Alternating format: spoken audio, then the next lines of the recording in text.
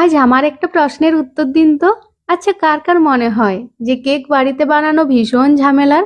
কড়াইতে, গ্যাসের উনুনে কেক বেক একদম ভালো হয় না। ক্রিম না থাকলে কেক কিভাবে ডেকোরেট করব?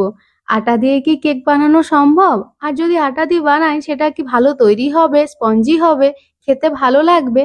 আচ্ছা, চিনি ছাড়া কি কেক কিভাবে বানাবো? ডিম ছাড়া নিরামিষ কেক কি ভালো তৈরি হয়? তো যার মাথায় এত প্রশ্ন ঘুরঘুর করে কেক বানানোর আগে, তার জন্য আমার আজকের ভিডিও। আর এরপর আর কখনো কেক বানানোটা একদম ঝামেলার মনে হবে না। যেহেতু বাজারে সবচেয়ে বেশি পাইনাপেল ফ্লেভারের কেক বিক্রি হয়, তাই ওই ফ্লেভারেরই কেক বানিয়ে দেখাচ্ছি, তাও আবার ফ্রেশ পাইনাপেল থেকে। কোনো ধরনের ফ্লেভার ব্যবহার করব না এখানে আমরা। আগের দিন অলরেডি ফ্রেশ পাইনাপেল থেকে পাইনাপেল গ্লেজ আর ক্রাশ বানিয়ে দেখিয়ে দিয়েছি, সেটা ছিল পার্ট 1। আজকে পার্ট 2 তে কেকের স্পঞ্জ বানিয়ে দেখাবো আটা দিয়ে মাইক্রো ওভেন এবং গ্যাসের কড়াই দুটোতেই। আর পার্ট 3 তে আমি ক্রিম দিয়ে কেক ডেকোরেশনের খুঁটিনাটি দেখিয়ে দেবো, ঠিক আছে? তো আজকে পার্ট 2, চলুন শুরু করা যাক। কেক বেক করার আগেই প্রথমে কড়াইটাকে ভালোভাবে প্রিহিট করে নিতে হবে, বা যে পাত্রে আমরা কেকটা বেক করব সেটা প্রিহিট করে নিতে হবে 15 মিনিটের জন্য গ্যাসের আঁচ লোতে রেখে। কড়াইয়ের মধ্যে আমি অল্প একটু লবণ ছড়িয়ে একটা স্ট্যান্ড রেখে ঢাকনা লাগিয়ে দিয়েছি। ঢাকনাটা ভালোভাবে আটকে নিতে হবে, আর কোনো ফুটো থাকলে ঢাকনাতে অবশ্যই সিল করে দিতে হবে। অপরদিকে মাইক্রো ওভেনে যদি কেকটা বেক করি, তাহলে লোয়ার র্যাকটা মাইক্রো ওভেনের ভেতরে রেখে ঢাকনা লাগিয়ে 160 ডিগ্রিতে 15 মিনিটের জন্য প্রিহিট করব মাইক্রো ওভেন। 180 ডিগ্রিতে কিন্তু করব না। জানেন তো, কেক পারফেক্ট বেক করার জন্য একটা নির্দিষ্ট তাপমাত্রার প্রয়োজন হয়, যেটা আমরা এই প্রিহিট করার পর পেয়ে যাব।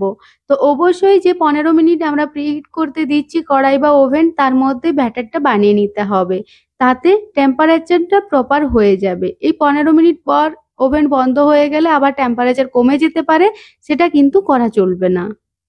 এরপর এই 15 মিনিটের মধ্যে কেকের ব্যাটারটা বানিয়ে নেব। তার জন্য একটা মিক্সিং বোলের মধ্যে নিয়ে নিচ্ছি হাফ কাপ ফ্রেশ টক দই। ভালোভাবে একটা হ্যান্ড হুইস্কারের সাহায্যে ফেটিয়ে নিচ্ছি। দেখতেই পাচ্ছেন স্মুথ হয়ে গিয়েছে। এরপর এর মধ্যে দিয়ে দিচ্ছি মিষ্টির গুঁড়ো হাফ কাপের চেয়ে একটু বেশি, মানে হাফ কাপ প্লাস বড় চামচের 2 চামচের মতো। এখানে আমি মিষ্টিটাকে মিক্সার জারে নিয়ে গুঁড়ো বানিয়ে নিয়েছি চিনির পরিবর্তে। তবে যদি আপনি চিনি ব্যবহার করতে চান তাহলে চিনি ব্যবহার করতে পারেন। সেম মিক্সার গ্রাইন্ডারে গুঁড়ো বানিয়ে নিতে হবে। হঠাৎ করে দেখি একটা বড় টুকরো মিষ্টি রয়ে গিয়েছিল, তো কোনো বড় টুকরো থাকা চলবে না, এটাকে ফেলে দিতে হবে, মানে সাইডে সরিয়ে নিতে হবে। দইয়ের মধ্যে মিষ্টির গুঁড়ো খুব ভালোভাবে মিক্স করে নিয়েছি। এরপর এর মধ্যে অ্যাড করে দিচ্ছি 1/4 কাপ ফ্রেশ পাইনাপেল ক্রাশ, যার মধ্যে বড় চামচের 1 চামচের মতো সুগার সিরাপটাও অ্যাড করেছিলাম। অলরেডি আগের দিন বানিয়ে দেখিয়ে দিয়েছি ফ্রেশ পাইনাপেল থেকে কিভাবে পাইনাপেল ক্রাশ, জেল আর সুগার সিরাপ বানাবেন। অবশ্যই ভিডিওটা দেখুন, ডেসক্রিপশনে লিংক দেওয়া থাকলো। এছাড়া ভিডিওর শেষেও এর লিংক পেয়ে যাবেন। ভালোভাবে মিক্স করে নিলাম সবকিছু। এরপর এর মধ্যে অ্যাড করে দেবো সাদা তেল। আমি এখানে 1/4 কাপ সাদা তেল ব্যবহার করছি। সাদা তেলের পরিবর্তে বাটারের ব্যবহার করতে পারেন। আর সাদা তেল যেন কোনো ফ্লেভার মানে না থাকে, পুরো ফ্লেভার বিহীন সাদা তেল ব্যবহার করতে হবে। যেহেতু আমি সাদা তেল ব্যবহার করলাম, তাই অল্প একটু লবণের ব্যবহার করছি টেস্টের ব্যালেন্স করার জন্য। যদি বাটার ব্যবহার করেন আর সেটা সল্টেড বাটার হয়, তাহলে লবণ স্কিপ করতে হবে। ভালোভাবে তেল মিক্স করার পর দিয়ে দিলাম 1/4 কাপ ফুটিয়ে ঠান্ডা করে রাখা দুধ। ভালোভাবে মিক্স করছি, আর অলরেডি 3 থেকে 4 মিনিটের পর এটাকে ফেটিয়ে নিতে হবে, বা যতক্ষণ না এর উপরে বাবলস ক্রিয়েট হচ্ছে ততক্ষণ। দেখুন খুব সুন্দর ফেটানো হয়ে গিয়েছে, ওপরে বাবলস চলে এসেছে। আর এখানে খেয়াল রাখতে হবে সব লিকুইড উপকরণগুলো কিন্তু রুম টেম্পারেচারে থাকতে হবে। কোনো কিছু ফ্রিজের ঠান্ডা বা অত্যন্ত গরম ব্যবহার করা চলবে না, সব ঘরের উষ্ণতায় থাকতে হবে। এরপর শুকনো উপকরণগুলো ব্যবহার করছি। তার জন্য একটা স্ট্রেনারে 1 কাপ আমি আটা চেলে নিলাম। আমি ময়দার ব্যবহার করিনি, আটা ব্যবহার করছি। এখানে ময়দারও ব্যবহার করতে পারেন। ঠিক একই রকম 1 কাপ ময়দা ব্যবহার করতে হবে। এরপর ভালোভাবে মিক্স করে নিচ্ছি। আটা খুব ভালোভাবে কেকের সাথে মিক্স করে নিলাম। একটু শক্ত দেখাচ্ছে, তাই না? চলুন আরো একটু টেক্সচারটা ভালো বোঝানোর জন্য সাইডে সরিয়ে রেখে প্রথমে আমি কেক টিনটা রেডি করে নিচ্ছি। আজকে আমি একটা বাড়ির নর্মাল অ্যালুমিনিয়ামের পাত্র নিয়েছি। এর পরিবর্তে 6 ইঞ্চির কেক টিন ব্যবহার করতে পারেন। আর এদিকে যদি বেকিং পেপার না থাকে, তাহলে কেক টিন বা যে পাত্রটাতে কেক বানাবো সেটা ভালোভাবে তেল দিয়ে কোট করে নিয়ে ওর মধ্যে ময়দা বা আটা ছড়িয়ে এক্সট্রা আটা বা ময়দাটা ফেলে দিতে হবে। আমি এখানে ইকো বেক ব্যবহার করছি। ইকো বেক ভীষণ হেল্প করে কেক পারফেক্টলি বেক করতে। তো এটা নন গ্রিজেবল, মানে গ্রিজ করতে হবে না। এই যে তেল দিয়ে গ্রিজ করছি, এটা করার দরকার নেই। আমি এখানে ভালোভাবে বাটার পেপারটা সেট করে দেখালাম। এর সাথে সাথে রিইউজেবল, দ্বিতীয়বার ইউজ করতে পারেন। তো যাই হোক, এখানে কেকের ব্যাটারটা আপনাদের দেখাচ্ছি, ঠিক হয়ে গিয়েছে অনেকটা। তাও এর মধ্যে ছোট চামচের 1 চামচ আমি বেকিং পাউডার আর ছোট চামচের 1/2 চামচ আমি বেকিং সোডার ব্যবহার করলাম। তো বেকিং পাউডার বেকিং সোডাটাকে অ্যাক্টিভেট করার জন্য এখানে আমি বড় চামচের 2 চামচ দুধ ব্যবহার করব।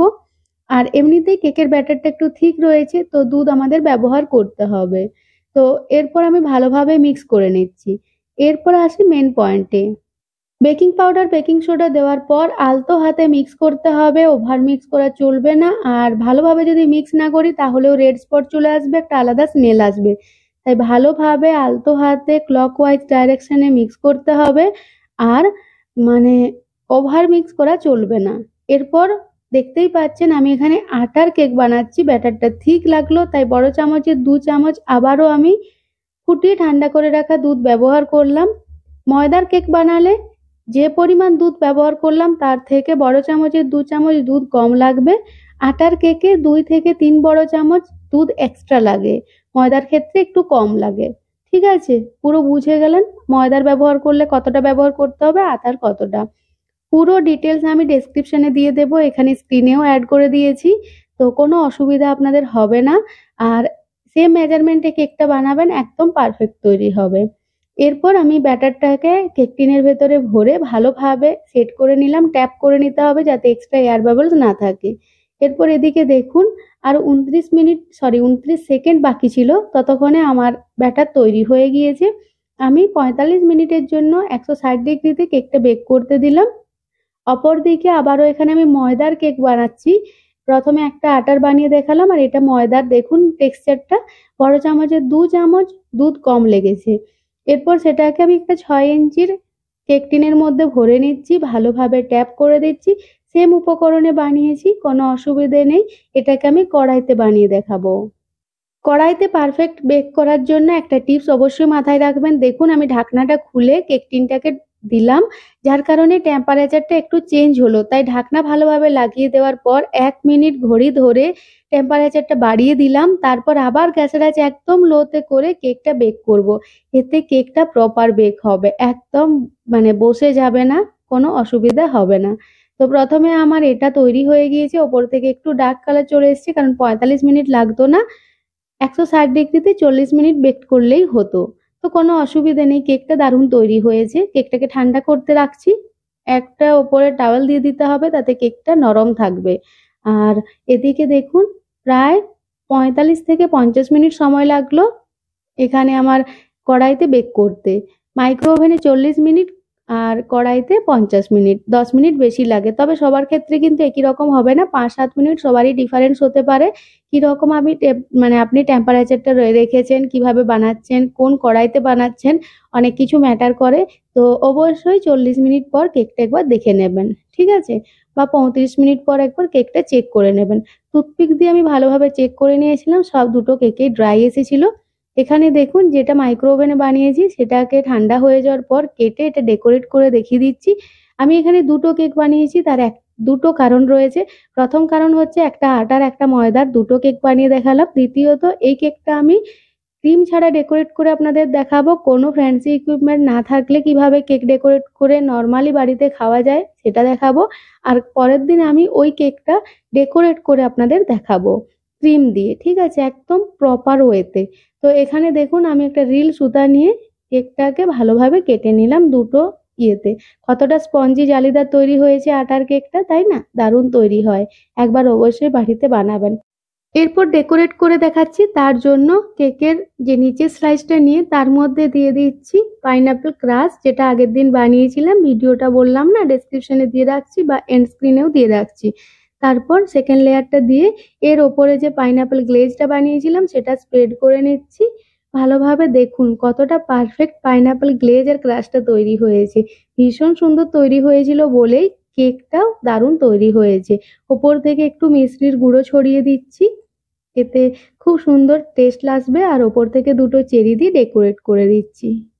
পারফেক্ট কেক বানাতে অবশ্যই পারফেক্ট মেজারমেন্ট ফলো করতে হবে কেক বানানোর, আর জেল আর ক্রাশ বানাতেও কিন্তু পারফেক্ট মেজারমেন্ট ফলো করবেন যারা কেক বানাতে পছন্দ করেন বা কেক খেতে ভালোবাসেন।